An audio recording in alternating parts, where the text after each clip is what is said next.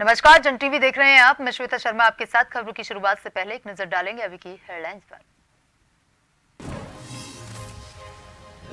3 राज्यों में नए सीएम के बाद उत्तराखंड के बीजेपी के दिग्गजों की धड़कनें बढ़ी। धामी मंत्रिमंडल में सेफ मान रहे नेताओं को लग सकता है झटका। चौंकाने वाले चेहरों को मिल सकती है जगह।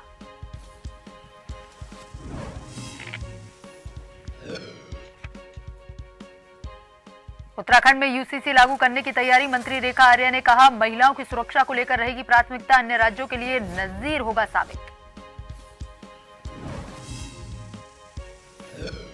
देहरादून में रिलायंस ज्वेलरी शोरूम लूट में शामिल इनामी बदमाश गिरफ्तार। 2 लाख का घोषित था इनाम। बिहार से किया अरेस्ट।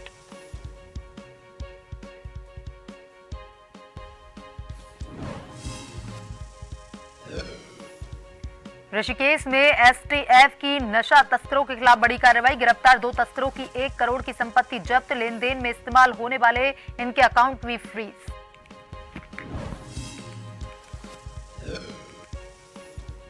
उत्तराखंड के बड़ागांव में पांडव नृत्य मेले का आयोजन। समापन पर सैकड़ों लोगों ने इस मेले में की शिरकत। सुख समृद्धि और खुशहाली के लिए किया जाता है आयोजन।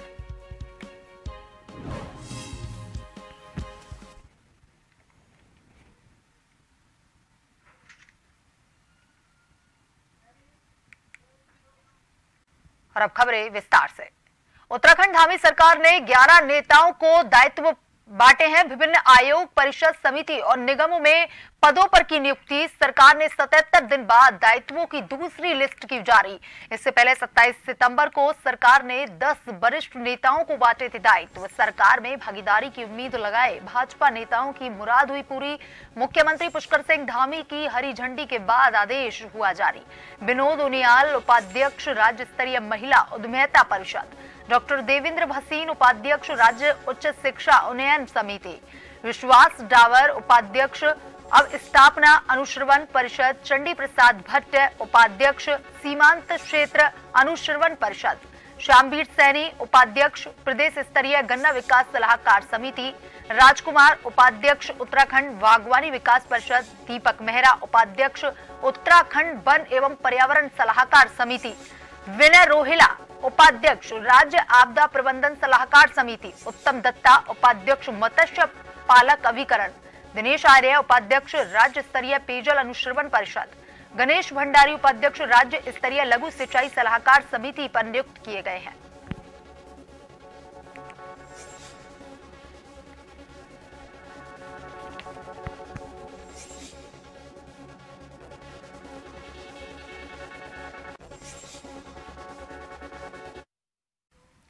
मध्य प्रदेश, छत्तीसगढ़ और राजस्थान में भाजपा की सरकार आने के बाद जिस तरीके से भाजपा ने चौंकाने वाले निर्णय लेते हुए नए चेहरों पर मुख्यमंत्री का दांव खेला है, उससे माना जा रहा है कि अब प्रधानमंत्री नरेंद्र मोदी नई रणनीति के साथ आगे बढ़ने का मन बना चुके हैं।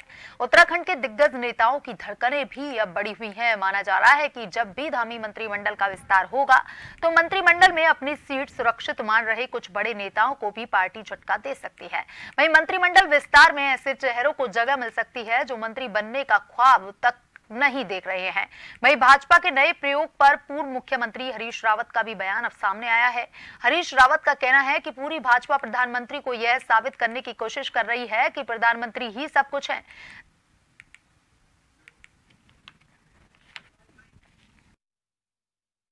भारतीय जनता पार्टी की ओर से अचंभित करने वाले निर्णय हमेशा से रहे हैं।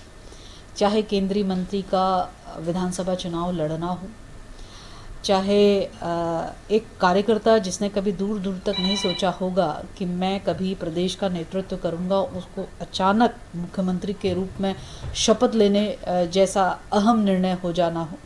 निश्चित रूप से इस प्रकार के निर्णय उस कार्यकर्ता के लिए कि जो बिल्कुल मनोभाव से पार्टी के लिए दरी पट्टी बिछाते हुए विभिन्न संगठनों में पार्टी के झंडे को बुलंद करते हुए सतत प्रयास में लगा हुआ है, तो उसके लिए एक मन में कहीं ना कहीं अलख जगती है कि कोई भी व्यक्ति फर्श से अर्श पे जा सकता है।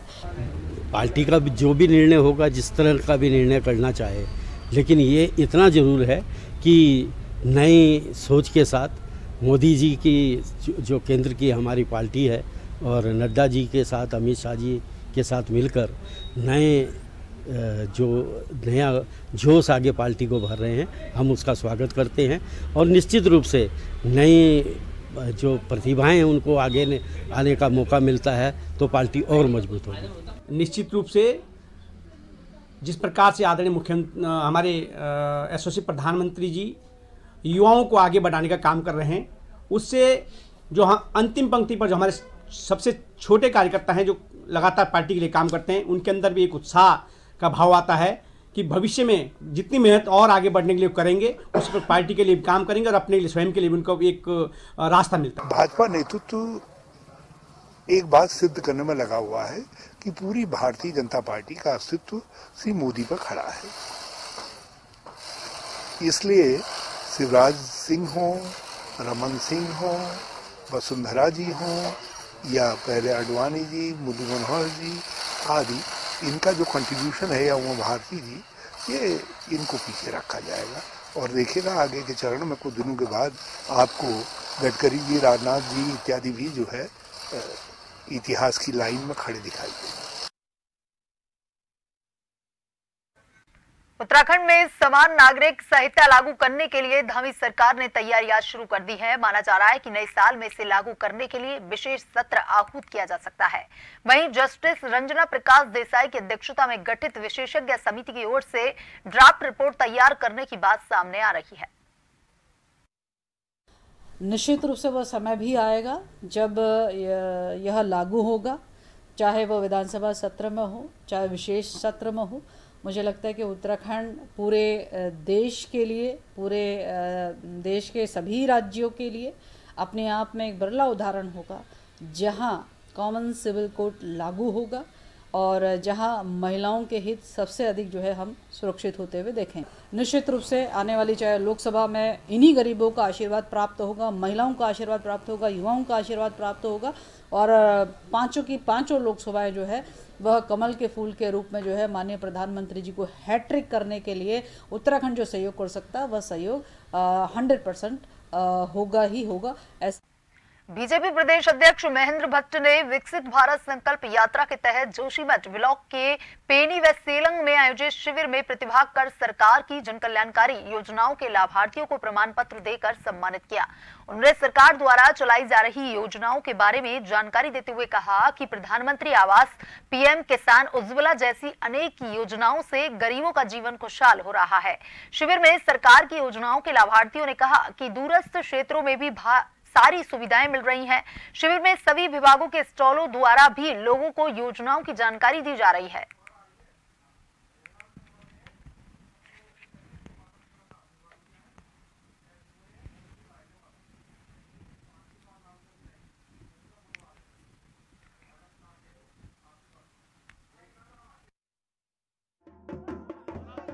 समाज के बीच में जो योजनाएं केंद्र और राज्य सरकार द्वारा बनी हुई है वो लोगों तक पहुँचे, इसके लिए प्रत्येक अधिकारी को गाँव भेजा जा रहा है। जनप्रतिनिधि के नाते वर्तमान जो है ये सब लोग जा रहे हैं और अपने लोगों को सुविधा मिले उसकी मॉनिटरिंग भी कर रहे हैं। खास स्तर पर एक दिन में चमोली जनपद में 2 गाँव में ये जो यात्रा जारी है, तो मैं कह सकता हूँ कि विकास से कोई अधूरता न रहे, इस उद्देश्य से देश के अंदर चल रही है। ग्रामीण क्षेत्रों में ये जो विकास यात्रा संकल्प चल रही है, आज पैनी में सुबह प्रातःकाल में थी और अभी शाम को वक्त अभी सेलंग गाँव में है। और विकसित यात्रा के तहत जो भी सरकार की योजनाएं चलाई जा रही है उस योजनाओं को जनता के द्वार तक पहुँचाना है और उनकी समस्या का समाधान करना इसका मुख्य उद्देश्य है। पिथौरागढ़ महाविद्यालय में एनएसयूआई प्रदेश महासचिव ऋषभ कल्पासी के नेतृत्व में महाविद्यालय में तालाबंदी की गई। 5 दिनों में धरने पर बैठे छात्रों की मांगे नहीं जाने का विरोध किया जा रहा था। कॉलेज बंद होने के बाद निदेशक हेम पांडे और डीएसडब्ल्यू ने धरने में पहुंचकर सभी मांगों को 6 माह के अंदर पूरा करने का आश्वासन देकर धरने को समाप्त करवाया।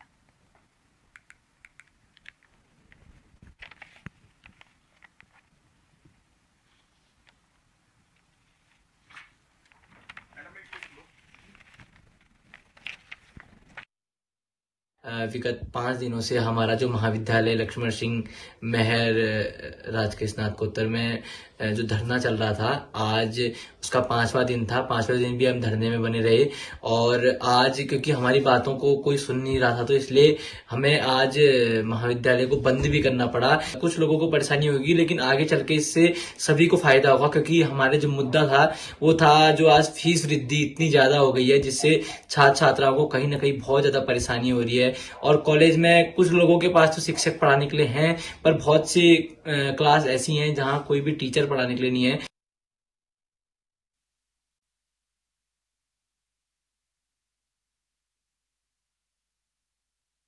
दुर्घटना में घायल व्यक्तियों की मदद करने वाले 8 वॉलंटियर्स को सम्मानित किया गया। वहीं एसएसपी अजय सिंह ने बताया कि अगर सड़क में किसी भी व्यक्ति के साथ कोई भी दुर्घटना हो जाती है और कोई भी व्यक्ति उनकी दुर्घटना हुए व्यक्ति की मदद करता है तो उसको हमारे द्वारा सम्मानित किया जाएगा और साथ ही 3000 रुपए का पुरस्कार भी दिया जाएगा।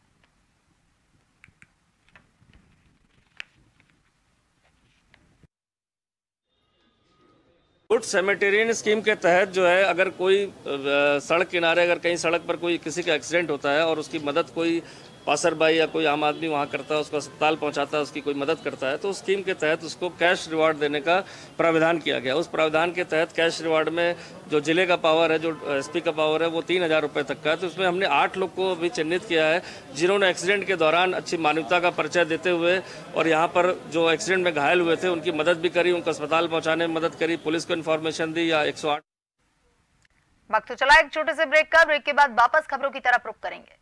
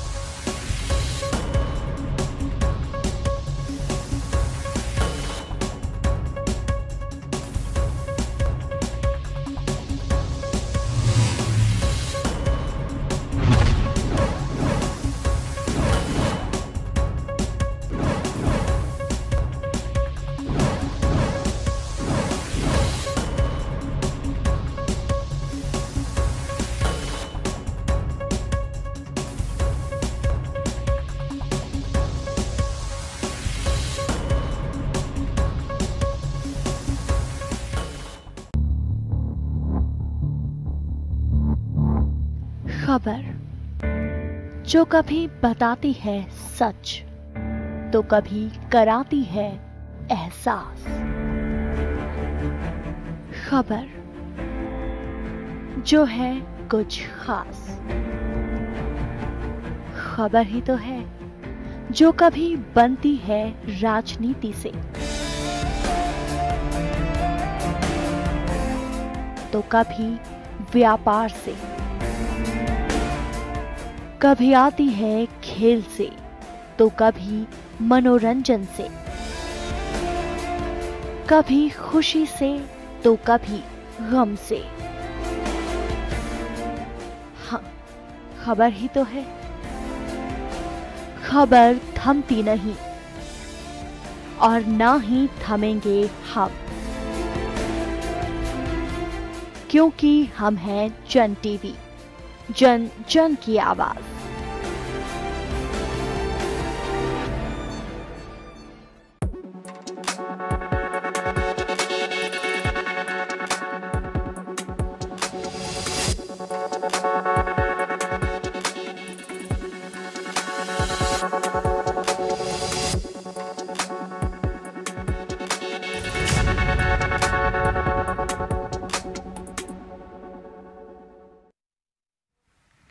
ब्रेक के बाद एक बार फिर से आपका स्वागत है। ये बढ़ते हैं खबरों की तरफ। तराई पूर्वी खटीमा उप वन प्रभाग के अंतर्गत आने वाली खटीमा रेंज के वन कर्मियों के हाथ बड़ी सफलता लगी है। मुखबिर की सूचना पर अवैध शीशम की लकड़ियां परिवहन कर रहे पिकअप वाहन को चालक सहित पकड़ा गया है। रेंज के वन क्षेत्राधिकारी महेश जोशी ने मीडिया को जानकारी देते हुए बताया कि सूचना के आधार पर टनकपुर रोड जगपुरा पुल के पास उक्त वाहन की तलाशी के लिए उसे रोका गया, जिस पर वाहन चालक ने भागने की कोशिश की, लेकिन वन कर्मियों द्वारा वाहन चालक को वाहन सहित पकड़ लिया गया। तलाशी करने पर पाया गया कि वाहन में शीशम के 6 नग अवैध रूप से ले जाए जा रहे थे। पूछताछ से पता चला कि वाहन चालक महेंद्र सिंह टनकपुर का रहने वाला है, साथ ही वाहन स्वामी भी टनकपुर का ही निवासी है। यह लकड़ी किसकी है और कहां इसको ले जाया जा रहा था, इस बात की जांच की जा रही है।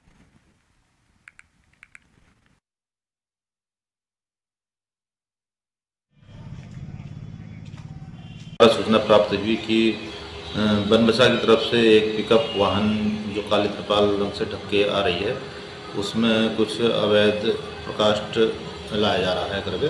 तो उसी समय हम लोगों ने उसको जगपुरा पुल के पास रोककर जांच करने हेतु रोकने की कोशिश करी, तो वो जो वाहन चालक उसमें बैठा हुआ था वो उसको लेकर भागने लगा। तो हमने उसका पीछा किया और करीब 500 मीटर जाके हमने गाड़ी ओवरटेक करके रोक ली। तो जैसे ही रोकी तो ड्राइवर जो उसमें था वो भागने लगा, अकेला ही था वो, और उसके साथ हमने उसकी तलाशी ली उसी समय। तो वहाँ पर जो है हमें उसमें लकड़ी बरामद हुई, जिसमें 6 नग शीशम के विभिन्न नपत के बरामद हुए हैं। देहरादून पुलिस ने बिहार पुलिस की मदद से रिलायंस ज्वेलरी शोरूम लूट में शामिल और 2 लाख के एक और इनामी आरोपी को बिहार से गिरफ्तार कर लिया है। एसएसपी देहरादून ने पत्रकार वार्ता कर इसका खुलासा किया। उन्होंने कहा कि 6 से 8 राज्यों में इस तरह की घटनाएं हुई हैं, लेकिन उन सभी में गिरफ्तारी और रिकवरी का प्रतिशत कम है। लेकिन देहरादून पुलिस ने एसटीएफ की मदद से इस लूट प्रकरण के 9 आरोपियों को केवल 1.5 माह में गिरफ्तार कर लिया है। इसमें लूट की घटना को अंजाम देने वाले 3 मुख्य आरोपियों को भी गिरफ्तार किया गया है। अब इसके अगले चरण में इनसे रिकवरी की जाएगी।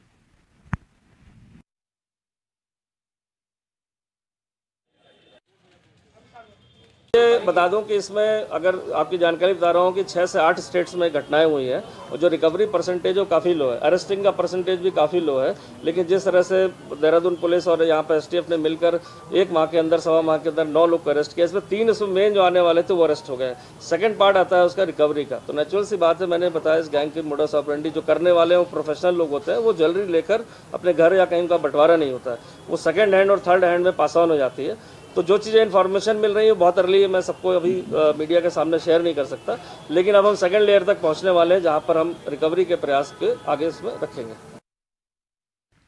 उत्तराखंड के सवा वडगांव में विगत 4 वर्षों के उपरांत इस वर्ष पांडव नृत्य का आयोजन किया गया और अंतिम दिन में बड़ा गांव में पांडव नृत्य मेले का भव्य आयोजन भी किया गया, जिस मेले में तकरीबन सैकड़ों की तादाद में दूर दूर से पहुंचे हुए स्थानीय ग्रामीण मौजूद रहे। बता दें कि पांडव नृत्य मेले का आयोजन ग्रामीण इसलिए करते हैं कि पूरे क्षेत्र में सुख समृद्धि एवं खुशहाली बनी रहे।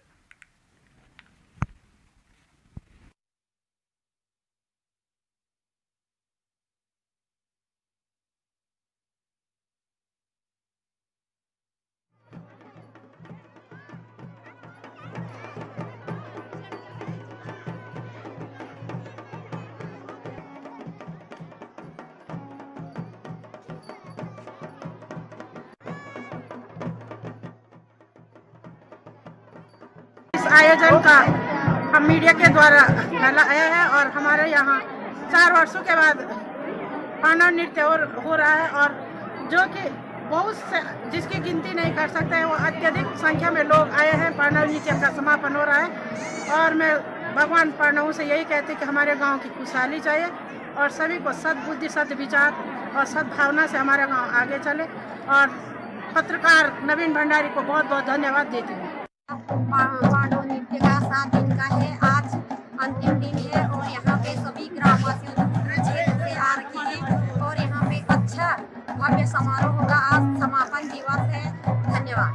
ग्राम सभा में हर तीसरे वर्ष में पांडव नृत्य का आयोजन किया जाता है और आज पांडव नृत्य का समापन आज हो रहा है और इस कार्यक्रम पांडव नृत्य कार्यक्रम से जीव जंतुओं में पशुओं में जो रोग की बीमारी होती है, जिसको पूरे रोग होते हैं और इस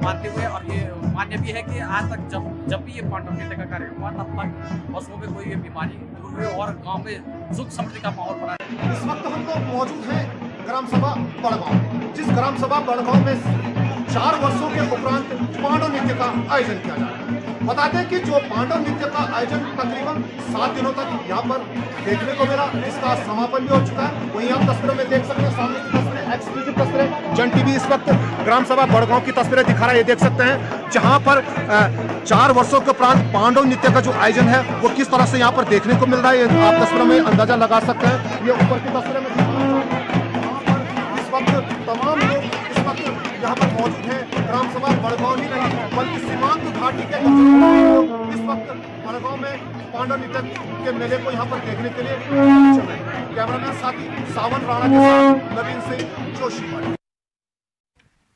एसटीएफ ने ऋषिकेश के कुंजाग्रांड क्षेत्र में जून में 2 नशा तस्करों को गिरफ्तार किया था। इन दोनों आरोपियों के पास से 300 ग्राम स्मैक बरामद हुई थी। एसटीएफ ने इन दोनों तस्करों को हिरासत में लेकर जब पूछताछ की तो पता चला कि इन दोनों ने नशे की तस्करी कर करोड़ों की संपत्ति अर्जित की है।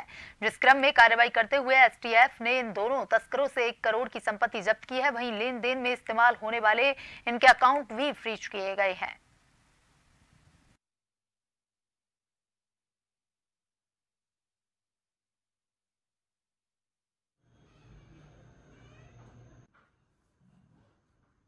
देखिए, माह जून में एसटीएफ की टीम के द्वारा श्यामपुर हरिद्वार क्षेत्र से 300 ग्राम स्मैक पकड़ी गई थी। तो हमारे द्वारा पाया गया कि इन लोगों का कोई भी इनके द्वारा आईटी रिटर्न फाइल नहीं किया जाता है, कोई भी इनके पास वैलिड सोर्स ऑफ इनकम नहीं है और इनके द्वारा काफ़ी अधिक संपत्ति जो बनाई गई थी जिसमें चल अचल दोनों तरह की संपत्तियां शामिल थी।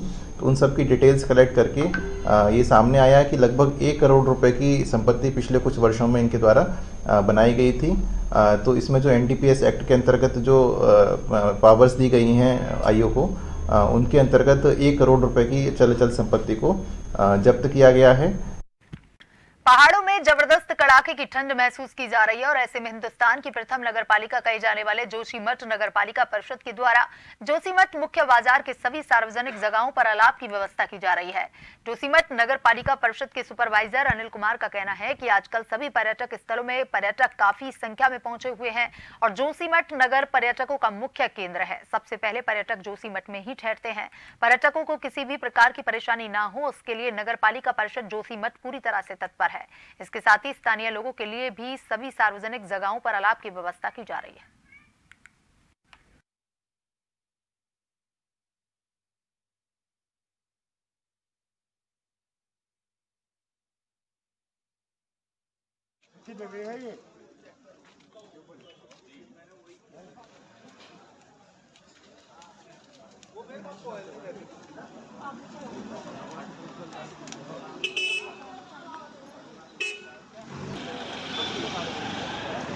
शीतलहर को देखते हुए जो बारिश और हिमपात हुआ होली में और ये पहाड़ों पे चारों तरफ जो है हिमपात हुआ, उसको देखते हुए जो है जिलाधिकारी महोदय के निर्देशन के अनुसार जो है आज से नगर के विभिन्न क्षेत्रों में जो है अलाव की व्यवस्था कर दी गई है। कितनी जगहों पे चलाए जा रहे हैं? अभी फिलहाल आज जोशीमठ में 3 जगहों पे जो है अलाव की व्यवस्था की गई है।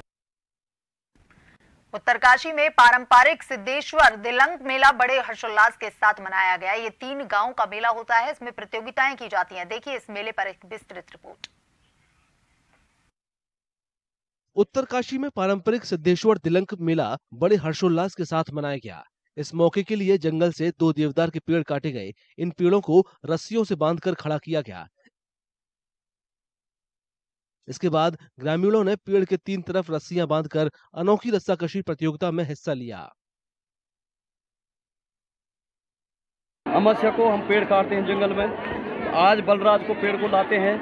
तीनों गांव का इकट्ठा होके बाबले की रस्सी को अपने गांव में लगा के जो है शाम को अमावस्या की रात को और बलराज के दिन यहाँ पे लाते हैं, पेड़ पे बांधते हैं और उसमें छुलका जला के तीनों गांव की खुशहाली के लिए, समस्त धनारी की खुशहाली के लिए, समस्त उत्तरकाशी जनपद के खुशहाली के लिए जो है ये इकट्ठा किया जाता है। पौराणिक हमारा 3 गांव का मेला है और लगभग पूरी पट्टी के लोग और जितनी भी हमारी ध्यानियाँ हैं वो सब इस मेले में शिरकत करती है और इसका बहुत बड़ा महत्व है पौराणिक दृष्टि से। ये सिद्धेश्वर महादेव है, इसकी स्थापना गब्बू जयंतान और पुन्नो पंडा के द्वारा स्थापना की गई थी और तब से लगभग आज से 600 वर्ष पूर्व से ही ये दिलांग का मेला यहाँ पर लगता है।